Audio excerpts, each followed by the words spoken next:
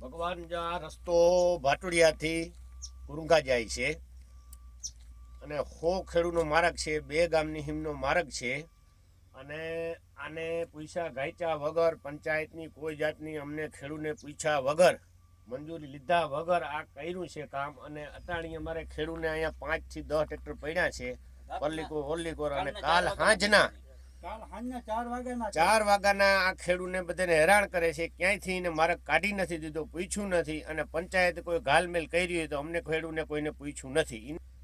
અમે અધિકારીઓને બેનને મેડમને મંત્રીને બોલાવી કહ્યું તાકે અમારે પંચરોજ કામ કરવા આવવાનું ના હોય. મામલતદારને ફોન કર્યો તો મામલતદાર કે તમારે એક ડાયોજન કાઢેલું છે એમ પંચાયતે સરપંચે મંત્રીએ કહ્યું છે. ક્યાં આમાં કાઢેલું છે? કઈ વસ્તુ જ નથી. કોકની વાડીમાં, કોકને ખેતરોમાંથી, કોકની જમીનમાંથી અમારે ટ્રેક્ટર કેમ કાઢવા? અડધા તો બોલતાય નથી ખેડૂત હમણાં.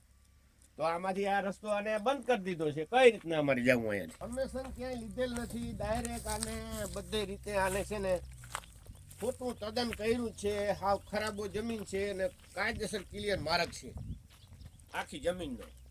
ટોટલ બધું તદ્દન ખોટું જ છે બધું. અને બધા અધિકારી ખાધેલ જ છે રૂપિયા. એ કહી દેવાય આમ થોડું હોય આવું જોઈએ ને.